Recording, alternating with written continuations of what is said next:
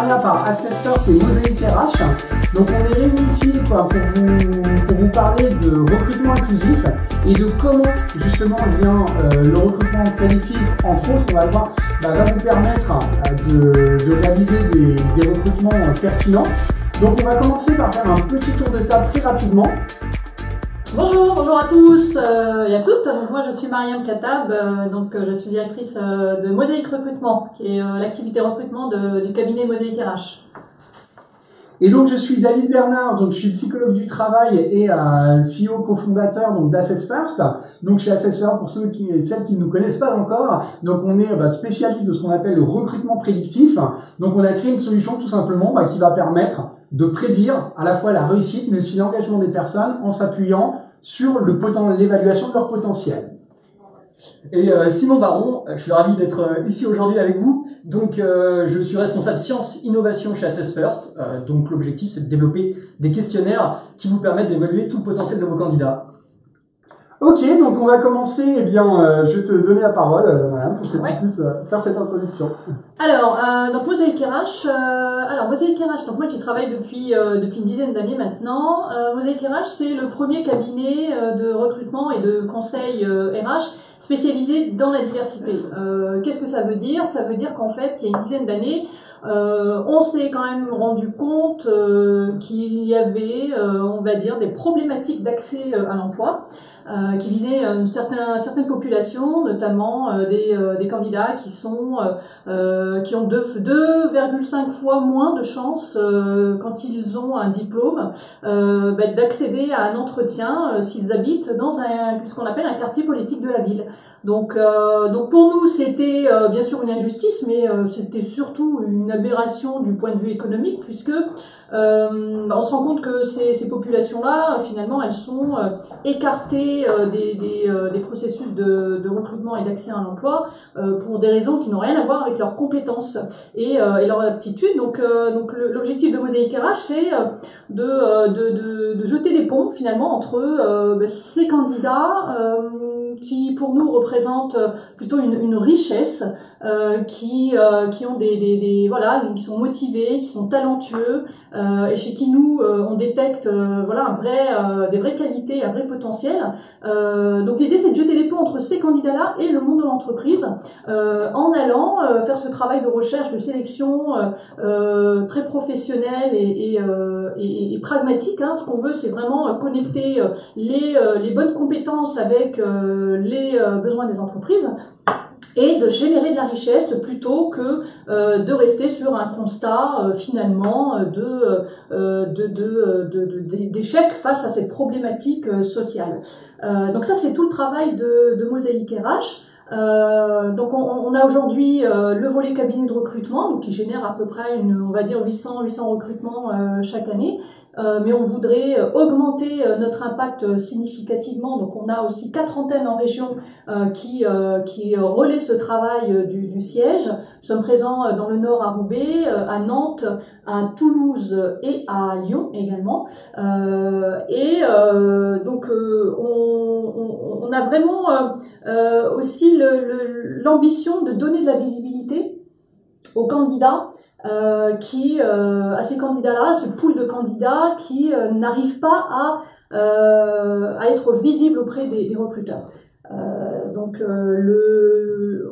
le voit au quotidien, quand on rencontre des entreprises, elles nous disent nous on aimerait bien avoir accès à ce réservoir de talents, sauf que on a l'impression qu'ils ne viennent pas à nous, ou nous on n'arrive pas non plus à les identifier. Donc c'est le travail de Mosaïque RH, c'est aussi de rendre visibles ces candidats en proposant aux entreprises de les identifier pour eux. On a un réseau de près de 3000 points de contact qui sont nos relais sur le terrain, qui nous permettent en fait à chaque fois qu'une entreprise nous confie des offres, de les relayer sur le terrain et au travers de ces associations. Alors ça peut être des associations sportives, c'est aussi les services publics de l'emploi, c'est les missions locales, et puis pléthore de structures qui travaillent dans des territoires parfois assez isolés, et qui nous permettent de remonter ces candidatures qui vont ensuite passer les sélections dans notre cabinet. Et une fois ces sélections faites, nous allons proposer ces candidatures à nos entreprises partenaires. Donc l'objectif, c'est vraiment de les rendre visibles, de les faire émerger, parce qu'aujourd'hui, le phénomène d'autocensure, ça c'est une réalité. Donc les candidats que nous on accompagne et qu'on rencontre chaque jour, ce sont aussi des candidats qui parfois ont l'impression qu'ils ne correspondent pas au profil type, ils ne se reconnaissent pas forcément dans le modèle classique véhiculé par certaines entreprises aujourd'hui, et ils peuvent juste se restreindre ou ne pas oser postuler à certains postes, pensant qu'ils ne correspondent pas au bon profil. Donc ça, c'est un phénomène que nous on mesure sur par exemple nos journées alternance. On organise chaque année des job dating, une douzaine de job dating qui sont dédiés à l'alternance.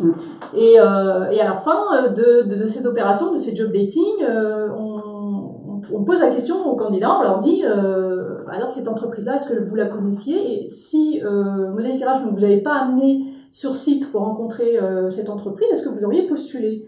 70% des candidats nous répondent que non. Ah ouais. Donc c'est quand même alarmant. On se rend bien compte que finalement ce phénomène-là, c'est pas une vue de l'esprit. Il existe vraiment auprès de nos candidats, et puis les candidats vont être jeunes, ils vont être moins préparés à l'entretien, et plus ce phénomène va être important. Donc l'idée, c'est aussi d'essayer de contrecarrer ce phénomène d'autocensure en sensibilisant les candidats d'un côté pour qu'ils aillent postuler plus spontanément auprès de toutes les entreprises. Il y a aussi, on est d'accord, un travail aussi à faire au niveau des pratiques de recrutement des entreprises. On sait aujourd'hui que c'est aussi important, quand on a envie de diversifier ses recrutements, de travailler sur son sourcing, bien sûr, travailler aussi sur les méthodes internes. On va le voir tout à l'heure, il y a des solutions qui fonctionnent, il y a des solutions qui sont aussi innovantes et qui peuvent aider les recruteurs. Mais c'est vrai que quand on se penche sur certaines méthodes, l'analyse du CV par exemple, qui est un exercice quand même, faire un CV, c'est un exercice qui est extrêmement codifié. Les candidats, s'ils n'y sont pas préparés, elles ne sont pas toujours très très performants pour mettre en place un super CV hyper attractif qui va renfermer tous les mots-clés que recherche le recruteur.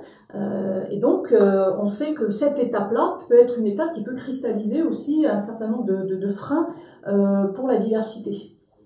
Donc notre travail, c'est aussi de sensibiliser d'un côté les entreprises et de l'autre côté les candidats pour que il y ait moins d'autocensure et qu'il y ait aussi des pratiques de recrutement qui soient beaucoup plus ouvertes à la diversité.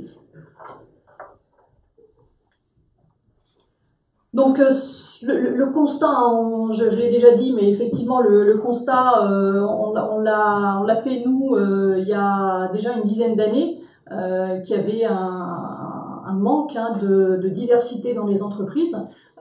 Ce chiffre de 2,5 fois moins de chances de décrocher un entretien, donc il est vieux, mais il est récent aussi, puisque c'est une étude qui date de janvier 2018, l'Observatoire des villes, et qui dit que pour les diplômés minimum Bac+2, ici des territoires moins privilégiés,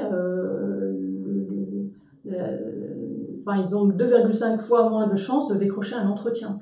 Donc finalement, on a l'impression que ça ne bouge pas tellement. Ces chiffres-là sont plutôt stables, malheureusement. Le manque de diversité, alors il a plusieurs causes. Il a plusieurs causes, on l'a vu tout à l'heure, je vous en ai parlé, le phénomène d'autocensure, ça c'est une réalité que nous on a pu observer, parce que les candidats aussi, il faut aussi se dire que les candidats qui sont, on va dire, de parcours différents, d'origines différentes, ont grandi, ont été éduqués dans des environnements qui peuvent être aussi différents, et donc s'ils n'ont pas de modèle qui leur ressemblent dans les entreprises, ils peuvent aussi avoir du mal à se projeter positivement dans ces sociétés. Donc aujourd'hui, nous dit, oui, mais bon, combien il y a de dirigeants issus des quartiers, combien il y a de dirigeants issus d'origines diverses. Donc moins il y a de modèles et moins ils peuvent se reconnaître aussi dans un modèle existant. Les biais de discrimination inconscient, donc ça, c'est sûr, ça va beaucoup travailler dessus. Mais clairement, quand je dis tout à l'heure que le CV en tant que tel peut être. Alors moi, j'utilise une expression qui est très très forte, mais quand je dis que ça peut être une arme de discrimination massive, c'est clair que quand on voit qu'on passe 30 secondes sur l'étude d'un CV parce qu'il faut aller vite, parce qu'on n'a pas le temps, parce que quand vous êtes chargé de recrutement dans une entreprise et que vous avez 200 candidatures à étudier, forcément, on peut pas y passer des heures, clairement. Vous pouvez pas y passer des heures, donc forcément vous avez des mécanismes de biais inconscients aussi qui se mettent en place de manière totalement automatique, et donc c'est un outil qui peut plutôt engendrer de la discrimination. Donc ça peut être aussi un frein, c'est un frein aujourd'hui à plus de diversité, puisqu'on va aller chercher les informations qu'on nous attend, qu'on attend. On va aller chercher le bon diplôme, le bon niveau de formation, le bon mot-clé qui correspond à ce qu'on recherche ou ce que notre manager souhaite. Donc c'est compliqué d'aller au-delà ou de lire entre les lignes d'un CV et de passer du temps vraiment pour aller chercher toute la richesse d'une candidature. Enfin, une troisième, je l'ai dit tout à l'heure, troisième cause aussi qui peut engendrer un manque de diversité, les standards de recrutement. Ça, c'est les fameuses pratiques de recrutement qui, on le sait, voilà, dans toutes les entreprises, il y a des politiques, des standards de recrutement qui sont mis en place depuis des années et des années. Encore une fois, parce qu'il faut aller vite, parce que un grand groupe, il a besoin de quand même un peu de standardiser ses pratiques pour être efficace, tout simplement. Malheureusement, ces standards-là ne sont pas toujours un allié de la diversité. Les standards, ça peut être quoi? Ça peut être par exemple le type d'école, ça peut être... Ça peut être par exemple effectivement une politique de sourcing ou une politique de relation école qui est orientée vers certains canaux et qui écarte d'autres. D'accord. Par exemple, on sait très bien qu'il existe des listes d'écoles dans lesquelles les recruteurs doivent aller sourcer, par exemple. Donc c'est très intéressant parce que c'est effectivement on peut recueillir des profils de qualité dans ces écoles. Sauf que d'avoir un unique canal de sourcing, c'est pas forcément une aide pour faire plus de diversité. Moi, je rencontre beaucoup d'entreprises qui me disent nous, on aimerait bien faire de la diversité, on est engagé en matière de diversité, mais on n'y arrive pas. Et quand on commence à rentrer dans le détail des pratiques, de ces fameuses pratiques de recrutement, en analysant toutes les étapes, on se rend compte que sur la partie sourcing, la politique relation école, par exemple, elle est orientée vers certains canaux. On est présent dans certaines écoles, certains forums de certaines écoles, mais pas dans d'autres. Donc en re-questionnant ces standards aussi, on peut élargir un maximum et en se disant ok, cette année je vais faire 3 écoles et 3 universités par exemple. Ça permet de mixer un maximum et de ramener des candidatures différentes. Okay.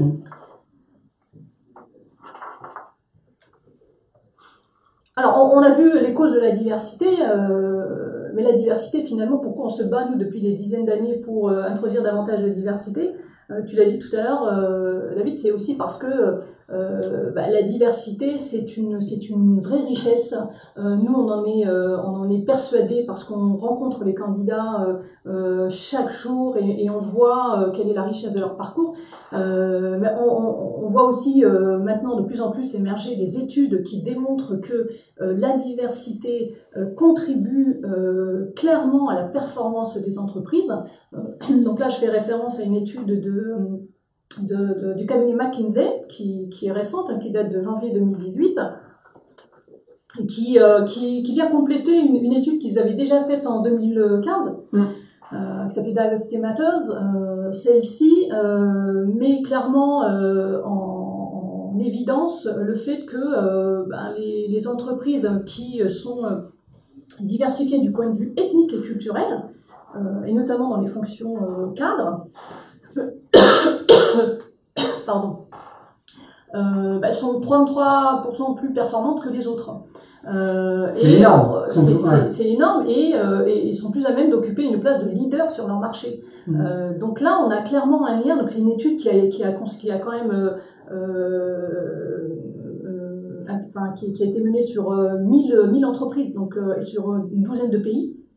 Donc c'est une étude qui est vaste, hein, qui est large en termes en tout cas de population sondée, et qui démontre clairement ce que nous ce que tu vis au quotidien avec les équipes de Mosaic. Voilà, mais maintenant qu'il y a une étude qui est faite par un grand cabinet, là, je pense que on va avoir le message va passer encore plus. On est aidé maintenant par les chiffres. Ouais. C'est toujours bien d'avoir des statistiques. Et voilà, donc ça c'est très important parce que c'est vrai qu'on manquait d'études statistiques qui démontrent ce lien-là, performance et diversité, et notamment pour des grands groupes qui ont une place à prendre sur le marché. Là, clairement, il y a encore plus des raisons de se positionner sur cette question de la diversité et de mettre en place des actions extrêmement proactives pour diversifier au maximum ces équipes. Ok. Et sur ce qui a été essayé, du coup, pour y faire face? Ouais, ce qui a été essayé. Alors oui, il y a eu des choses qui ont été déjà testées, on va dire. Il y a eu, alors le CV classique, bon, ça j'en ai parlé tout à l'heure, le CV classique, ça a eu une utilité pendant un moment, parce qu'il fallait effectivement quand même être en capacité de présenter ce qu'on a fait, qui en est, sauf qu'on en a vu les travers. Aujourd'hui, moi je dis que maintenant le CV c'est dépassé. C'est dépassé, qu'il y a d'autres solutions maintenant qui sont beaucoup plus innovantes et qui en tout cas donnent d'autres dimensions, des dimensions complémentaires pour un recruteur, parce que c'est vrai, un morceau de papier qui est en plus tellement codifié que maintenant tous les candidats maintenant trouvent des exemples de CV sur internet. T'as même des cours dans certaines écoles pour faire un super CV. Voilà, pour faire un super CV, vous avez des candidats qui sont devenus experts en rédaction de CV. Donc ça ne révèle plus vraiment le fond d'une candidature. Donc nous on fait même des recrutements sans CV, hein, sur l'alternance par exemple, les job dating. Quand on organise un job dating sur l'alternance, on n'envoie pas les CV aux recruteurs. On fait notre sélection et puis on base plutôt le recrutement sur la rencontre entre candidats et recruteurs.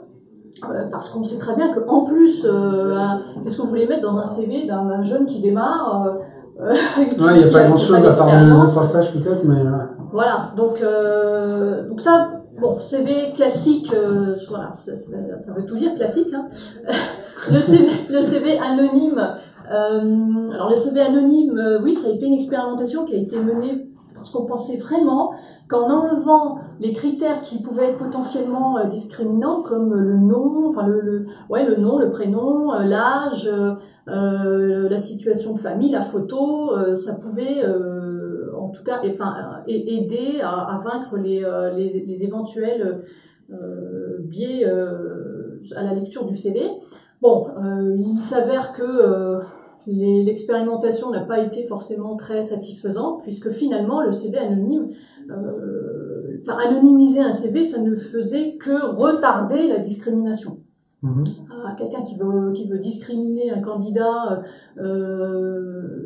parce qu'il est d'une certaine origine ou parce qu'il a un nom à consonance étrangère, même s'il ne le fait pas à l'étape du CV, il va le faire à l'étape de l'entretien. Donc ça Ce qui est encore pire, parce qu'en plus, t'engages le candidat dans le processus pour au final lui mettre la porte derrière. Et puis c'est anonyme quand même, pour le candidat, c'est pas simple, hein. C'est pas simple de lui dire, bon voilà, là maintenant pour avoir un job ou un entretien, faut que tu te planques, faut que tu gommes une partie de toi-même. Ça a aussi un impact sur la motivation et la confiance du candidat qui était quand même plutôt négative. Donc, et puis finalement, ça a été abandonné parce que jugé inefficace. Et le CV vidéo, c'était complètement différent. Là, on a carrément pris le contre-pied, quoi. C'est ça, le contre-pied. Alors, nous, on avait testé le CV vidéo. Et alors on avait testé parce franchement, on y croyait beaucoup. On avait pris le contre-pied parce qu'on se disait, bah, nous, la différence, plutôt que de la gommer, bah, on va l'afficher, bien comme il faut. On va l'assumer. Le CV vidéo, c'est bien, sauf que ça demande beaucoup de préparation. Un CV vidéo, pour que le rendu soit vraiment efficace, percutant et professionnel, il faut quand même passer un peu de temps à coacher les candidats. Il faut qu'ils mettent en place un pitch, aussi percutant. Donc c'est de la préparation, et puis les recruteurs, encore une fois, en termes de pratique, ils ne sont pas habitués à avoir un CV vidéo. Donc il a fallu un peu de temps avant que les gens s'habituent, et puis les candidats n'étaient pas tous équipés pour pouvoir transmettre leur CV vidéo. Ouais, bien sûr. Voilà. Et c'est vrai qu'en plus, si tu as déjà 30 secondes pour étudier un CV classique, j'imagine, être percutant sur une vidéo, même si tu as l'habitude d'être un peu impactant, en 30 secondes, tu ne vais pas ressortir grand-chose. Ouais, c'est ça. C'est court aussi. C'est très court. Et puis ça demande un travail de synthèse énorme en amont pour pouvoir avoir un rendu. Mais ça avait quand même le mérite d'afficher la couleur. Voilà. Très bien. Bah écoute, merci infiniment pour cette introduction. Simon, on peut faire quoi maintenant? Qu'est-ce qu'on peut faire? Voilà. Après ce constat. Ce que je trouve intéressant, déjà, c'est il y a rien de nouveau sur le sujet. Vraiment, j'aime bien reprendre un papier qu'avait écrit Robert Hogan, un docteur en psychologie américain, en 2004 sur le sujet, qui mettait en avant que la personnalité, c'était vraiment un outil intéressant à deux égards. D'une part parce que c'était un des facteurs les plus prédictifs aujourd'hui de la performance. Quand je dis aujourd'hui, c'était en 2004, mais ça l'est de plus en plus, parce que c'est vrai qu'on parlait des expériences, mais elles sont le plus rapidement obsolètes. On attend de plus en plus des compétences comportementales dans les jobs, plutôt que des compétences techniques qui s'acquièrent plus facilement. Et donc, lui mettait en avant que la personnalité, potentiellement, était un des outils les plus pertinents pour évaluer les candidats. Quand je dis potentiellement, je tiens à ce mot, c'est parce que on peut aller jusqu'à des validités prédictives de 0.50, pour ceux qui connaissent, qui sont très puissantes. Mais tout ça, ça implique de bien travailler son sujet et de savoir quelles sont les caractéristiques de personnalité qui peuvent vraiment faire une différence dans son entreprise, dans son job. Et ça, on aura l'occasion d'en reparler. C'est un élément clé. Donc ça, la personnalité est intéressante à cet égard. Et d'autre part, il est intéressant d'évaluer la personnalité parce que elle laisse de la place à justement toutes les différences d'origine, de parcours, d'âge, de genre, pour mettre en avant simplement le potentiel d'une personne à faire la différence sur certains aspects type capacité de négociation, capacité à gérer le stress, capacité de planification, enfin vraiment des compétences clés dans l'entreprise, et pour autant les évaluer sans ces biais. Donc ce que je tiens à vous présenter aujourd'hui, c'est une étude qu'on a menée en début d'année là sur plus de 97 000 personnes, 97 399 pour être exact, qui ont passé nos questionnaires, et vous montrer un petit peu, quand j'explique que la personnalité justement ne laisse pas transparaître ces différences, on va voir très concrètement comment on peut les retrouver dans les résultats de cette étude. Alors d'une part, on a étudié l'impact homme-femme. Est-ce que en étant un homme ou une femme, on obtient des résultats différents dans un questionnaire de personnalité? Alors, voici les résultats qui sont distribués ici. Vous avez en abscisse des chiffres qui vont de 1 à 20.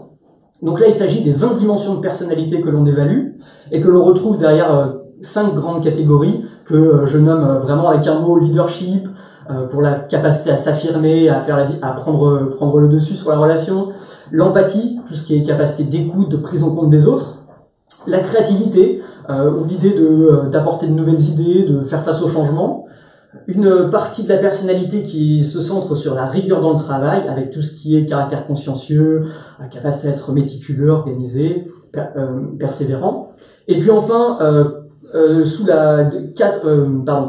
4 dimensions de personnalité se retrouvent derrière le domaine des émotions, donc la gestion émotionnelle, comment est-ce que je vis les choses, en termes d'optimisme, en termes de capacité à rester serein, et comment je les communique aux autres.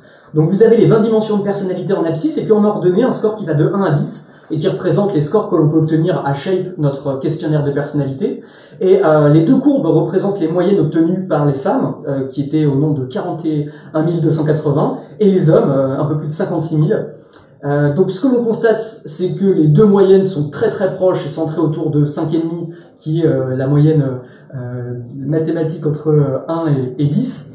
C'est vrai que les seules différences que l'on a pu noter, qui sont très légères, hein, c'est histoire de les commenter, elles peuvent être un peu sur l'affirmation de soi, où les hommes dominent très très légèrement, c'est vraiment pour le noter. On retrouve aussi en termes de créativité, là ça va à l'encontre des stéréotypes que l'on trouve, que j'entends d'habitude sur la créativité des femmes qui seraient aussi plus développées. Là on retrouve dans les résultats que les hommes, sur les facteurs du coup 10 et 11, c'est la capacité de conceptualisation et de créativité, sont très très légèrement au-dessus, mais encore une fois ça reste à la marge. On va dire que les femmes, quand elles se distinguent sur la partie rigueur, hein, on voit que la courbe domine un peu, bien que ça reste encore une fois de la nuance. Et la différence la plus marquante en termes de score de personnalité était au niveau de la dimension 18 que vous voyez là dans la partie émotionnelle. Et c'est une différence de 0,8 dans les moyennes. Et il se trouve que les femmes sont beaucoup plus enthousiastes, tout simplement, que les hommes en termes de personnalité. C'est la dimension s'attache aux aspects positifs, où elles ressortent un peu dessus. Donc c'est ce que l'on a pu noter en matière de différence de score de personnalité en fonction du sexe des personnes qui répondent. Alors encore une fois, hein, je tiens à noter en synthèse que ces différences-là sont très très nuancées, donc je les ai commentées pour information, mais là ce qu'il y a à retenir, c'est que c'est vrai que on n'est pas dans avec l'évaluation de la personnalité, on n'est pas dans des clichés de les hommes sont comme ça, les femmes sont plutôt comme ça, les hommes ont ces compétences, les femmes ont plutôt celles-ci. On arrive à un résultat qui est beaucoup plus sensible et beaucoup plus nuancé. Nous avons aussi comparé les scores en fonction de l'âge des répondants, des personnes évaluées. Donc on a fait un split au niveau de la 35e année, en sachant que c'est vrai que la majorité des personnes qui complètent nos questionnaires ont entre 25 et 45 ans, si on prend vraiment la masse. Et donc on a fait un split à 35 ans pour percevoir s'il y avait des différences. Et voici ce que l'on obtient sur les mêmes dimensions. T'as oublié une courbe, non? On pourrait croire, mais en fait, si on regarde bien en détail la dimension 12 qui s'adapte au changement, ah oui, ouais. Vraiment en détail, on se rend compte que ça superpose en fait. Ok. La courbe verte, hein, quand même, les plus de 35 ans, on voit de manière très nette qu'ils s'adaptent plus facilement au changement. Ça permet de faire taire les stéréotypes. Non, mais là, vraiment, c'est vrai qu'on distingue à peine les deux courbes. L'âge influence très peu la personnalité, si ce n'est dans les personnes qui connaissent un peu le sujet. C'est vrai qu'à partir de 30 ans, on va noter une stabilisation majeure des traits de la personnalité, ce qui rend d'autant plus intéressant son évaluation en fait, parce que ce sur quoi vous vous basez quand vous évaluez la personnalité à partir de 30 ans, c'est des choses qui vont rester dans le temps, donc ça légitime son évaluation, mais en plus de ça, ces résultats ne sont pas impactés avec le temps. On n'a pas une déformation de la personnalité liée à l'âge en particulier. Et la dernière comparaison que l'on a faite, c'est sur les diplômes. Est-ce qu'on obtient des scores de personnalité différents en fonction des diplômes que l'on a obtenus? Donc là, nous avons 6 courbes depuis aucun diplôme, une courbe violette que l'on voit apparaître de temps en temps, qui correspond à complètement. Ouais, c'est assez intéressant de les voir tous ensemble. Aucun diplôme et le doctorat finalement. Ça change pas tellement. Ouais, il y a pas des. C'est marrant ça. Ouais. Non, c'est sûr. Et pourtant, on a des échantillons suffisamment représentatifs. On a plus de 2000 personnes pour les 100 diplômes, presque 2000 aussi pour les doctorants. Et c'est vrai que les différences sont pas notables. C'est-à-dire qu'on n'a pas des personnes qui font certaines études qui arrivent avec des personnalités qui vont faire une vraie différence par rapport aux autres.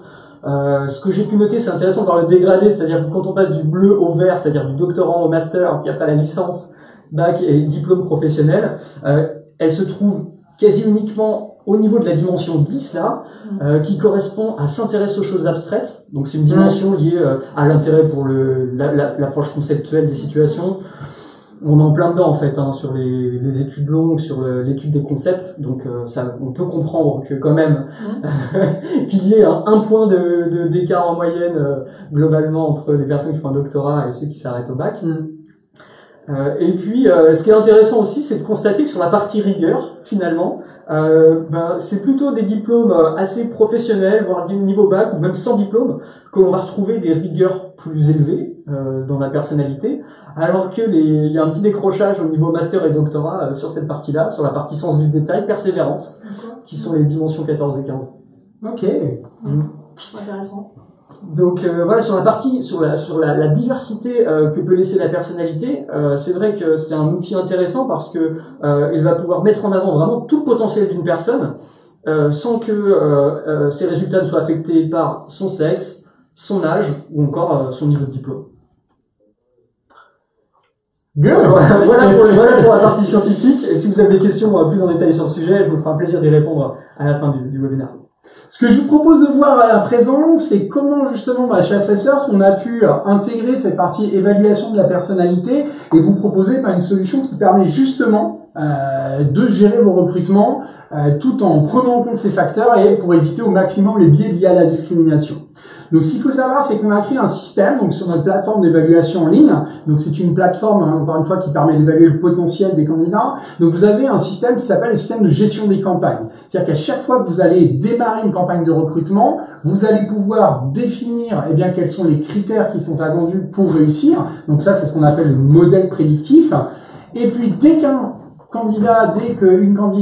plusieurs candidats seront associés à cette campagne, automatiquement, on va comparer le profil de chaque individu par rapport aux critères qui sont attendus pour le job et on va pouvoir calculer ce qu'on appelle un score de matching qui va vous renseigner sur, en gros, la qualité de l'ajustement du profil de chacun des candidats, donc de son potentiel avec ce qui est requis à la fois pour réussir et s'engager. Donc très concrètement, ça se passe comment? Donc au départ, quand vous lancez une campagne de recrutement, vous avez la possibilité de sélectionner un modèle prédictif parmi les plus de 300 que nous proposons. Donc ce qu'il faut savoir, c'est quand on parle de modèle prédictif, c'est vraiment quels sont les critères qui sont attendus pour à la fois réussir et être engagés dans le job. Donc là, aujourd'hui, il faut savoir qu'on a plus de 5 millions de personnes qui ont un profil sur Assessors dans 30 pays différents. Ça veut dire tout simplement que si vous cherchez à savoir à quoi ressemble, par exemple, un auditeur dans le domaine de la finance en Suisse, par exemple, ou en Irlande ou à Hong Kong, on est en mesure de vous donner des informations. Mais bien évidemment, donc ça, ces modèles, ils sont intéressants parce que ce sont des modèles de benchmark qui vont vous permettre de savoir est-ce que mon candidat a un profil qui est plutôt cohérent par rapport à ce qu'on observe sur le marché, mais ils vont pas vous dire est-ce que cette personne, elle va réussir chez moi, dans le contexte spécifique de ma boîte, avec mes équipes, ma culture. Donc là, si vous êtes comme 99,9% de nos utilisateurs, donc vous allez nous dire ces modèles sont très bien, mais chez moi c'est différent, et vous aurez raison. Donc c'est pourquoi on vous offre la possibilité, tout simplement, de créer vous-même vos propres modèles prédictifs. Donc là, en cliquant sur ce bouton, vous allez pouvoir créer votre modèle prédictif. Donc vous lui donnez un nom, vous l'associez à une fonction, et ensuite on va vous demander de répondre à quelques questions qui portent non pas directement sur les qualités à rechercher chez une personne, parce que ça aussi, ça peut être sujet à des représentations. Hein. Si on demande, par exemple, si on vous demande à quoi ressemble un bon commercial et une bonne commerciale, vous allez sûrement répondre, c'est quelqu'un qui va facilement vers les autres, qui a du leadership, qui est enthousiaste, persévérant. Et en fait, vous n'aurez pas forcément raison. C'est-à-dire que ces critères, on se rend compte que on les retrouve à la fois chez celles et ceux qui réussissent, mais aussi chez celles et ceux qui réussissent pas forcément à un très haut niveau. Et généralement, ce qui va faire la différence, ça va être des critères un petit peu plus subtils. Donc là, les questions qu'on va vous poser portent sur les missions, les tâches, les activités, mais aussi sur le contexte dans lequel la personne va être amenée à évoluer. Par exemple, concernant le périmètre qui est confié, est-ce que la personne devra prendre en main l'existant, quand on parle de projet, de mission, de tâche, ou est-ce qu'elle devra démarrer tout from scratch, créer, développer elle-même l'essentiel de son activité?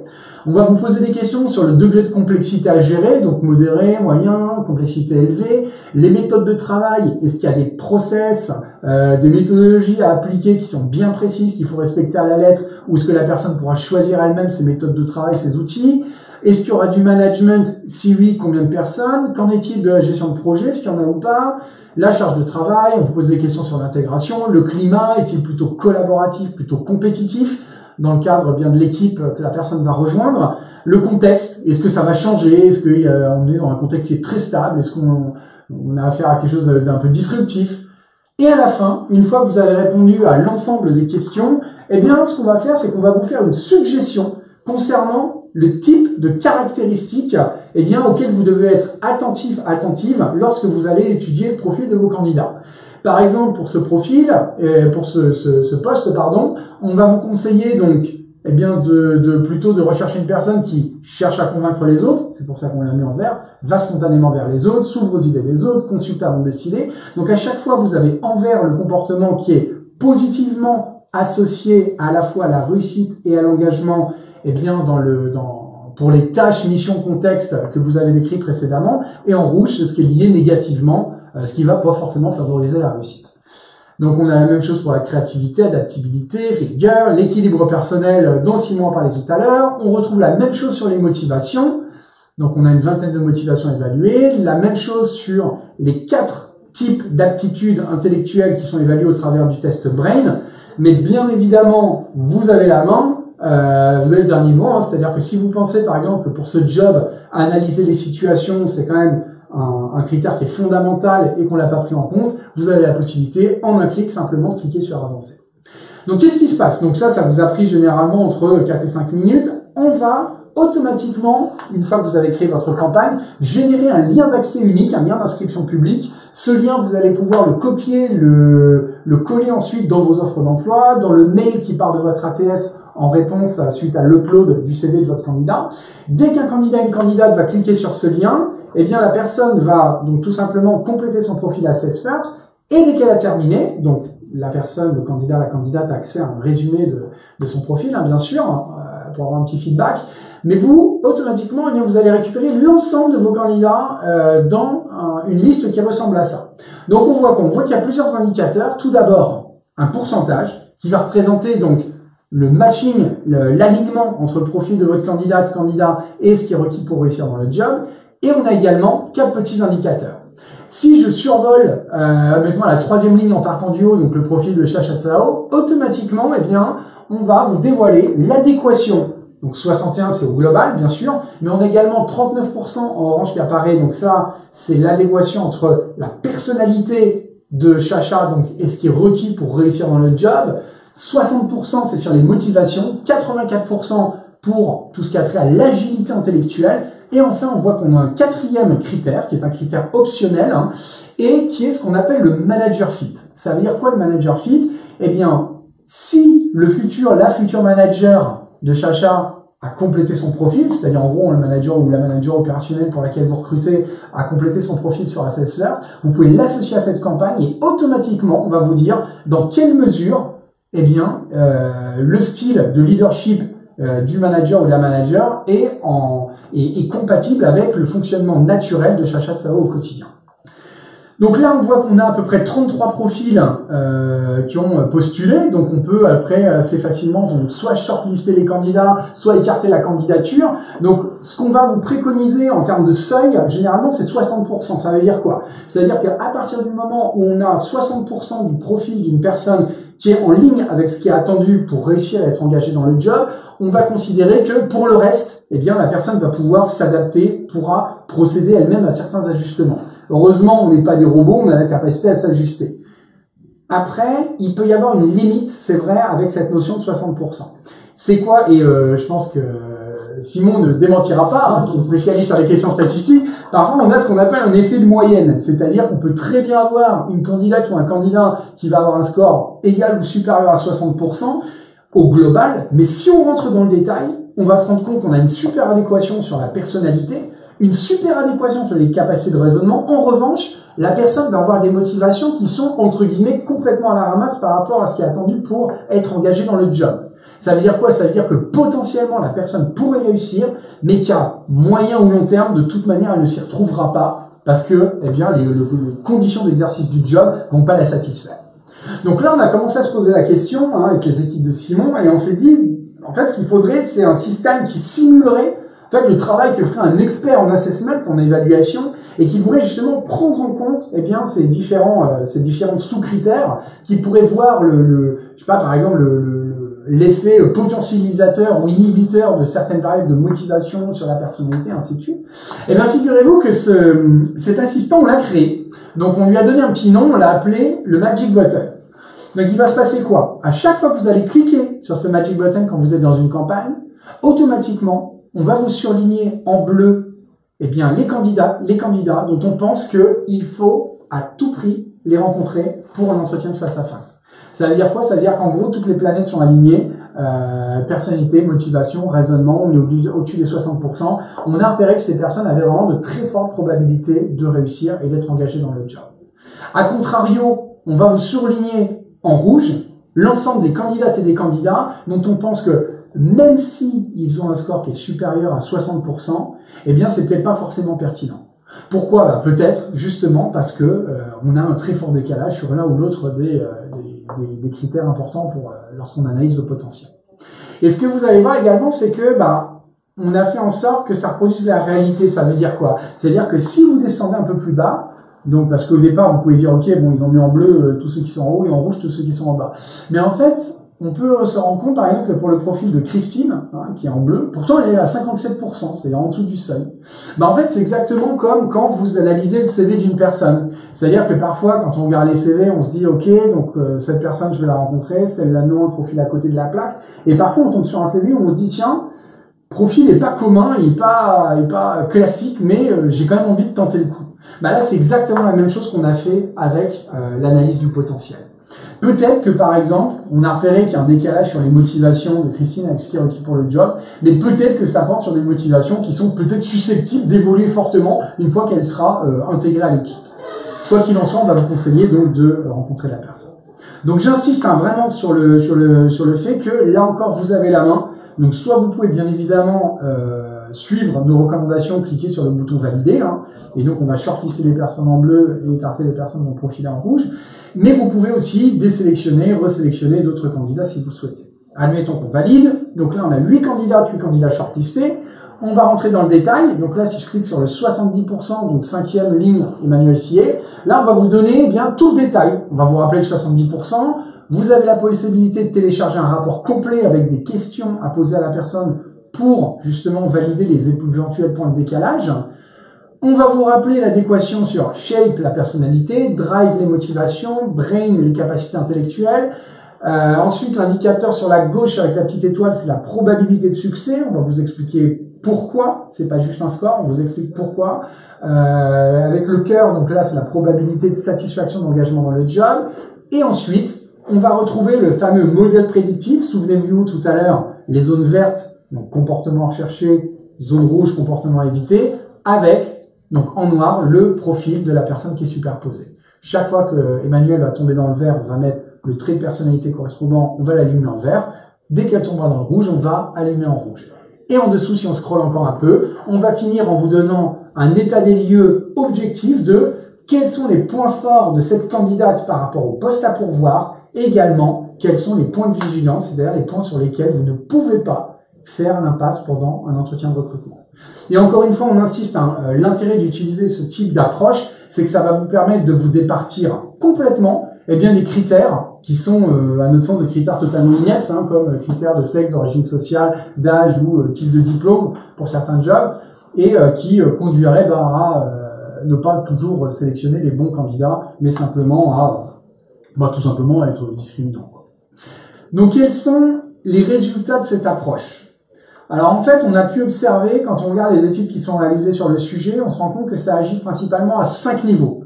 Tout d'abord, recruter des profils plus diversifiés, ça va vous permettre d'élargir, on va voir votre talent pool, vous allez avoir accès à beaucoup plus de candidats que si jamais vous mettez des œillères en appliquant des critères qui ne sont pas forcément positifs. D'autre part, on va voir qu'au niveau du marketing, ça peut également servir, hein, ça va vous permettre d'être au plus proche de vos clients. La diversité a également un impact fort sur la créativité des équipes, leur capacité à résoudre des problèmes, et également sur la réputation de votre entreprise. Si on prend le premier critère, ça veut dire quoi? En quoi ça permet d'accéder à un talent pool beaucoup plus élargi?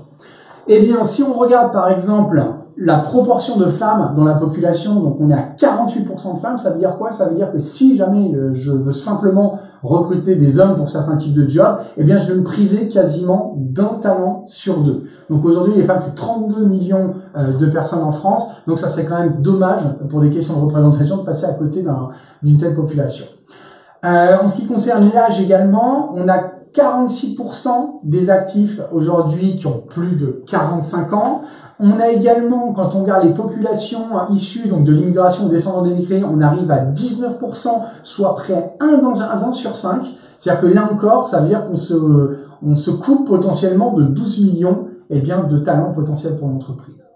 Deuxième aspect, les marketing insights, donc que ça va vous permettre auquel ça va vous permettre d'accéder. Ça veut dire quoi? Ça veut dire tout simplement que si vous recrutez des équipes plus globales, plus diversifiées au sein de votre entreprise, eh bien, vous allez avoir des équipes qui seront en capacité à penser avec le référentiel de vos clients. En fait, vos clients aujourd'hui, c'est quoi? C'est la société. La société aujourd'hui, elle est diversifiée en termes d'origine, en termes d'âge, en termes de niveau de diplôme, peu importe. Voilà, il suffit de regarder autour de soi.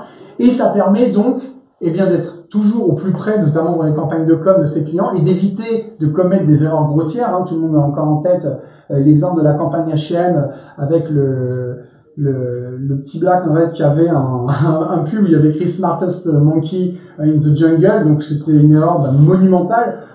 Donc j'imagine que si les équipes avaient été un peu plus diversifiées, forcément c'est le genre de truc à côté duquel ils ne seraient pas passés, quoi. Troisième aspect, l'impact sur la créativité. Alors là, c'est assez intéressant, c'est-à-dire qu'on se rend compte que plus une équipe comporte des profils diversifiés en termes culturels, en termes d'origine, ethnique et autres, et plus on peut quand même avoir potentiellement de conflits. Alors on peut se dire c'est embêtant, non c'est pas embêtant en fait, on va le voir, attendons la fin de l'histoire. C'est-à-dire qu'il peut y avoir plus de conflits de nature interpersonnelle, tout simplement parce que les personnes ont des backgrounds différents, mais après, bien évidemment, en formant les personnes, et en les invitant justement à faire preuve d'ouverture, à échanger, on arrive assez facilement à résoudre ces conflits interpersonnels. Mais ce qui est intéressant, c'est que ces différences de background, elles vont également donner lieu à plus de conflits, entre guillemets, au niveau des tâches à réaliser.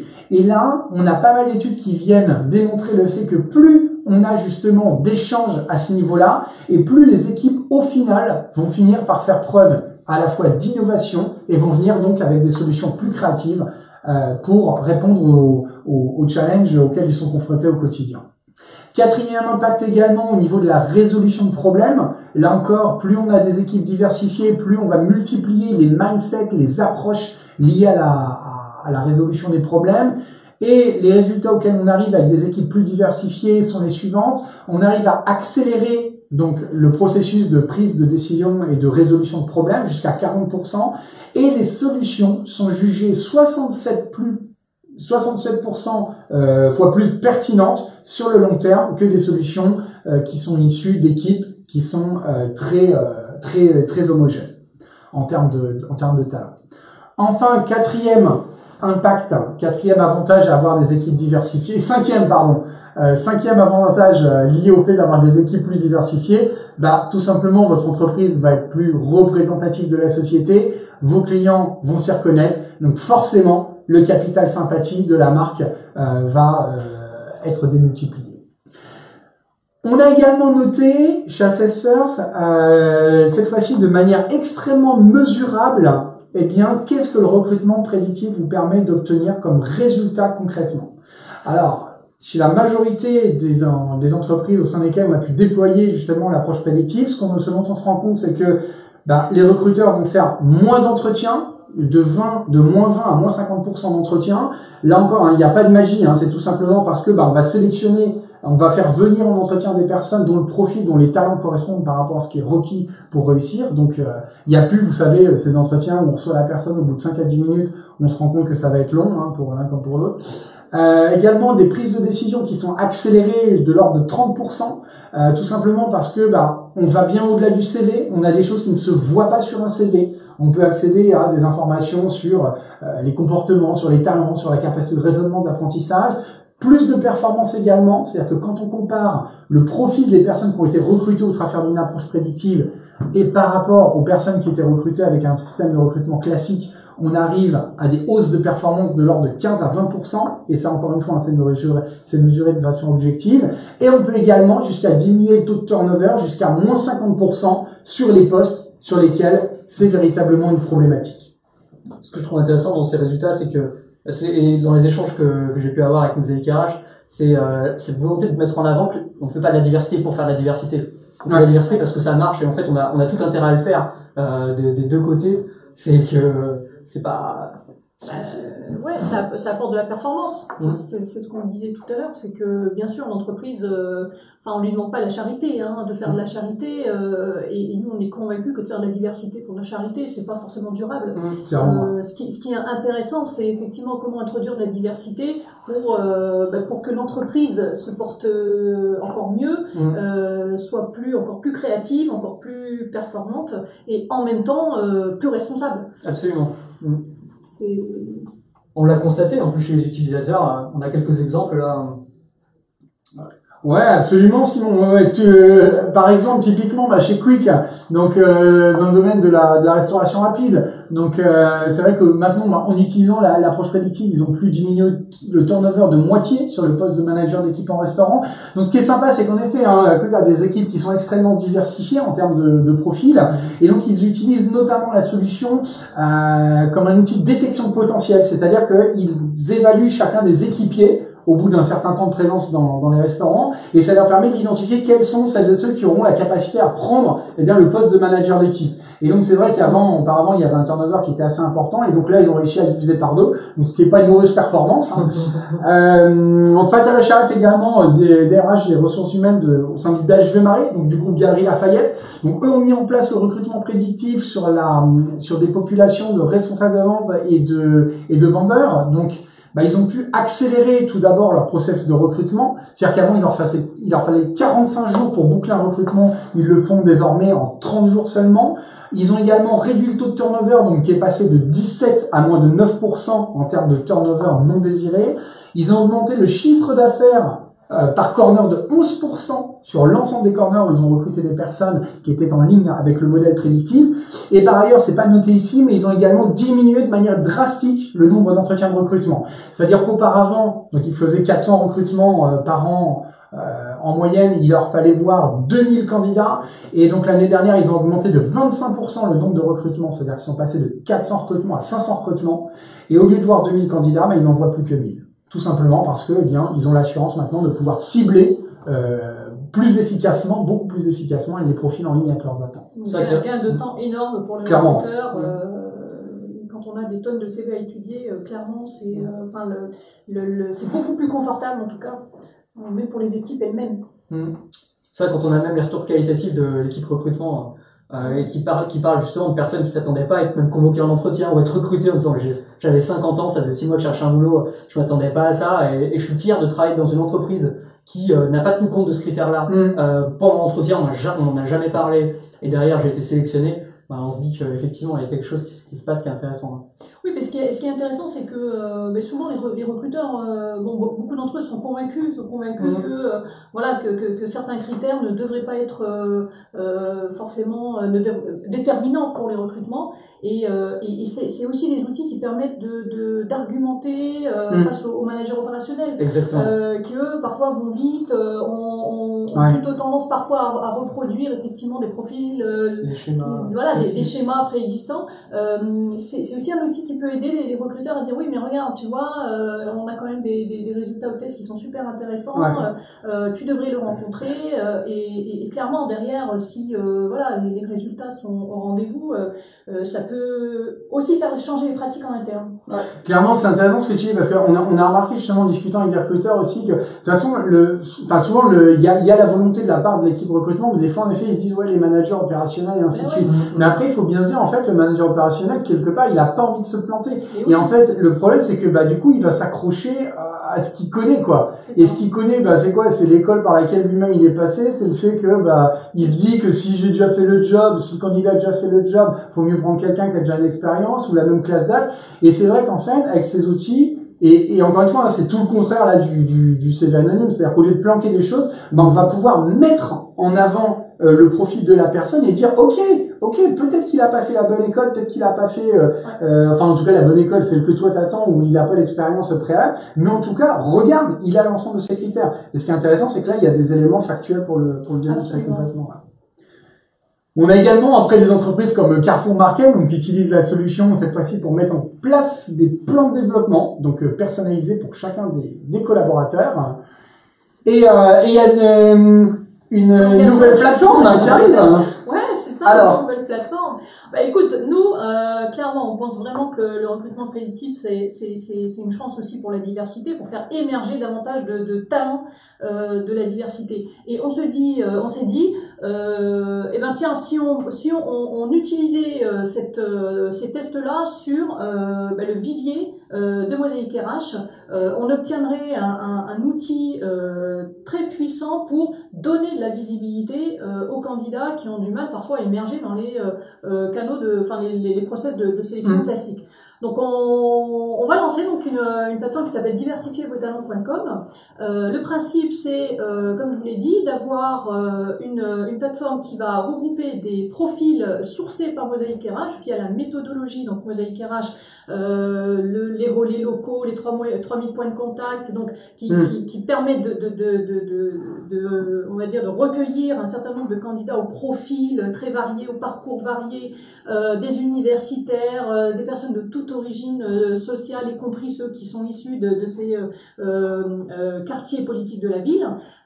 Donc de les mettre sur cette plateforme, et c'est surtout de leur permettre de passer donc les tests Assess First, voilà, et de donner la possibilité donc aux recruteurs d'avoir accès à ces viviers qui ont déjà été pour le coup sélectionnés par nous et qui ont en plus été qualifiés via les tests prédictifs Assess First.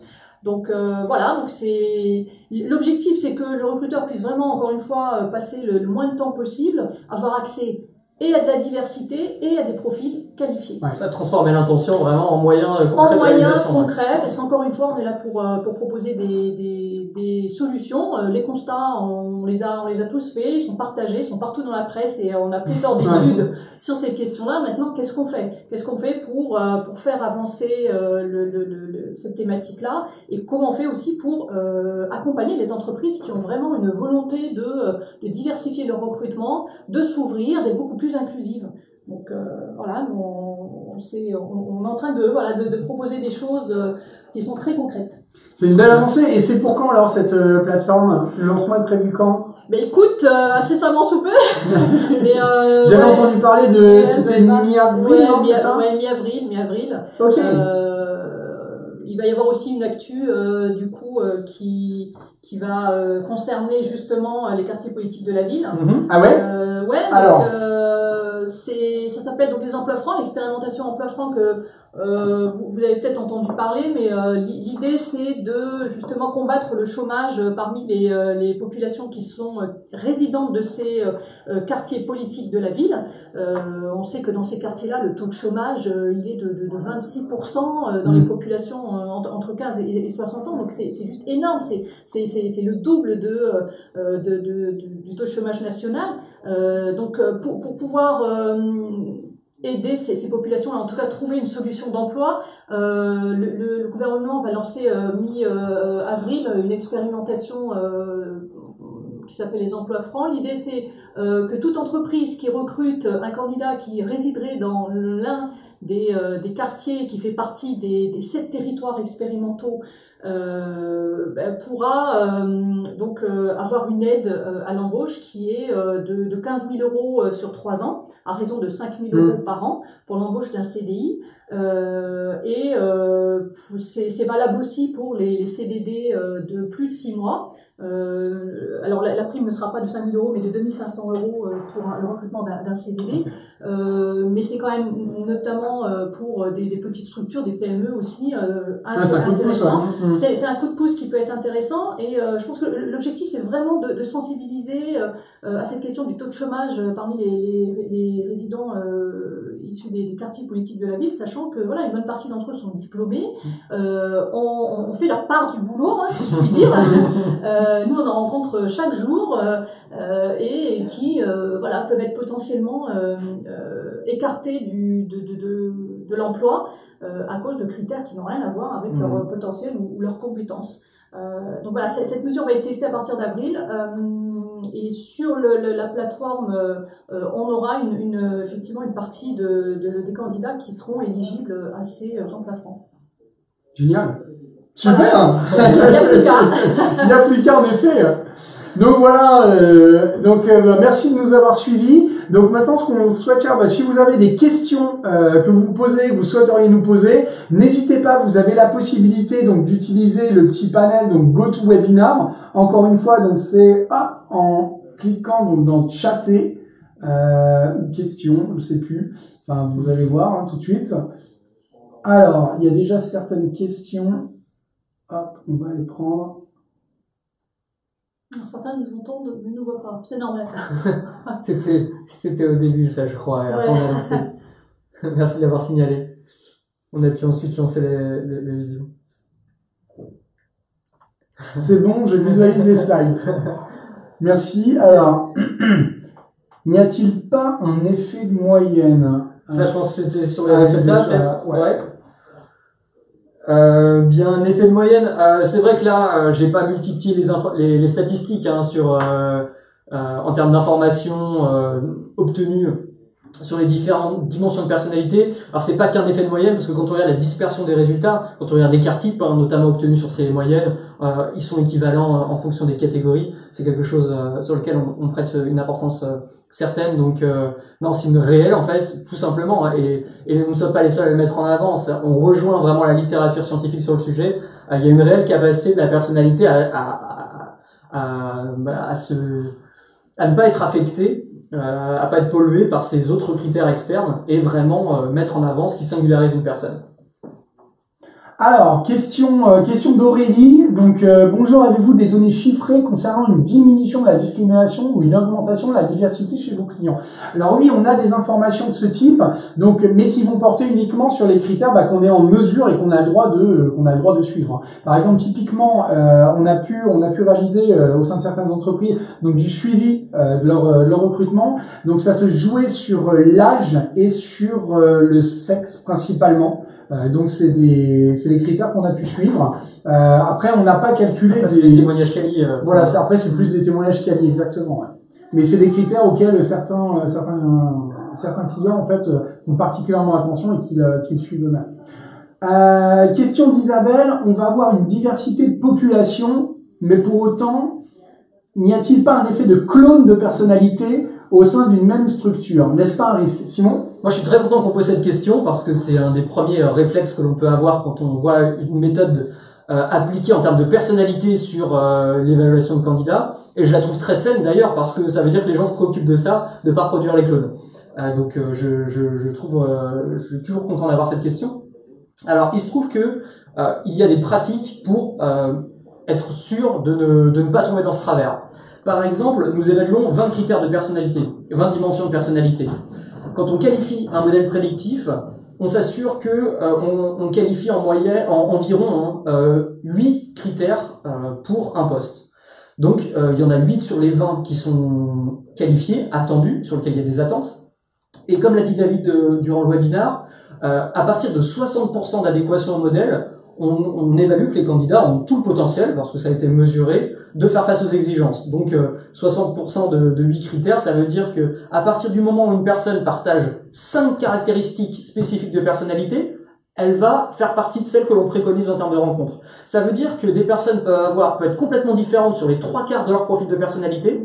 L'important, c'est que sur les critères clés, elles soient au rendez-vous. Et c'est là où on garantit la diversité et qu'il n'y ait pas un clonage de personnalité sur des gens effectivement qui sont pareils. Pour vous donner un exemple concret, si vous recrutez des managers, peut-être qu'on va vous faire une préco en disant il faut qu'il y ait des gens qui aient un minimum de capacité à s'affirmer personnellement. La diversité, c'est pas de prendre des managers qui manquent de confiance en eux. La diversité, ça va être de prendre des managers, une fois qu'ils ont cette capacité d'affirmation et de leadership, bien d'avoir des gens qui sont plus ou moins créatifs, plus ou moins organisés, plus ou moins contrôlés dans leurs émotions. Ça va faire la richesse, mais la base, il faut qu'elle soit là pour que ça fonctionne quand même. Merci Simon. Alors, autre question. Une fois les candidats, donc de Canila, donc une fois les candidats reçus en entretien, n'y a-t-il pas un risque que l'ensemble des préjugés, exemple pour les femmes au niveau de leur disponibilité ou de leur affirmation au travail, ressortent et prennent tout de même le dessus? Quelles seraient les solutions? Je pense que déjà, le fait d'avoir en outil d'aide à la décision des résultats de tests prédictifs, à un moment donné, ça donne quand même un peu moins de place au subjectif, et c'est plus difficile après d'écarter des candidatures quand on a des tests qui nous orientent, qui nous disent que la candidature est à 70% compatible avec ce qu'on attend. Donc et surtout quand on est plusieurs à être sur un process de recrutement, si vous avez l'avis du RH plus l'avis du manager opérationnel et qui s'appuie sur ces tests-là, à mon sens, c'est quand même plus difficile, même si le risque zéro n'existe pas, on est d'accord, mais c'est quand même plus difficile pour un recruteur qui serait dans cette position-là de refuser une candidature pour ses motifs. C'est vrai, quand on a quelqu'un qui a un super potentiel en face, on a envie de s'adapter pour que ça marche autant mieux. Mais bon, après, oui. C'est clair. Après, c'est aussi un travail, je suis d'accord, de sensibilisation aussi des recruteurs. Là, on est sur vraiment des outils qui vont objectiver le process de recrutement encore davantage. Autre question de Nathalie. Donc bonjour Nathalie. Avez-vous testé votre application sur des profils de personnes en situation de handicap? Alors, je sais qu'on a des clients, nous, qui recrutent, comme toute entreprise, normalement, à partir d'une certaine taille doit le faire, des personnes en situation de handicap. Donc, en fait, vous avez, alors je sais, oui, mais quelle est la question, en fait? Sur le handicap visuel, tout ça, non? Ouais. Alors, si c'est sur les handicaps visuels, par exemple, ce qu'il faut savoir, c'est qu'aujourd'hui, sur tous les ordis, vous avez ce qu'on appelle par exemple, le système de text-to-speech. Donc, il suffit simplement, en gros, de lancer une petite application qui va lire les questions. Donc, je sais que ça peut se faire. Les lens magnifier, les trucs comme ça, mais... Ouais, mais l'intérêt, en tout cas, par rapport à ce public-là aussi, l'intérêt, c'est de valoriser le potentiel, ce qu'ils peuvent apporter. Ouais. Ça reste le même principe.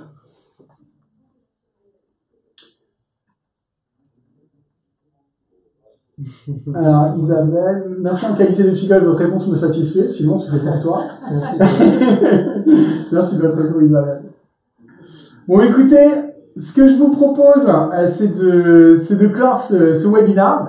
Donc, on va vous remercier encore une fois pour votre participation, votre attention à toutes et à tous. Donc, ce qu'on va faire, c'est qu'on va vous faire suivre l'ensemble des slides. Et puis, vous retrouverez également donc les coordonnées à la fois d'Assessors, mais aussi également de Mosaic RH, de manière à ce que vous puissiez, le cas échéant, pouvoir les contacter directement. Et également, on ne manquera pas de vous tenir informé dès le lancement de cette nouvelle plateforme qui s'appelle donc diversifiervostalents.com. Voilà, merci à toutes et à tous et à très bientôt. Merci, à bientôt.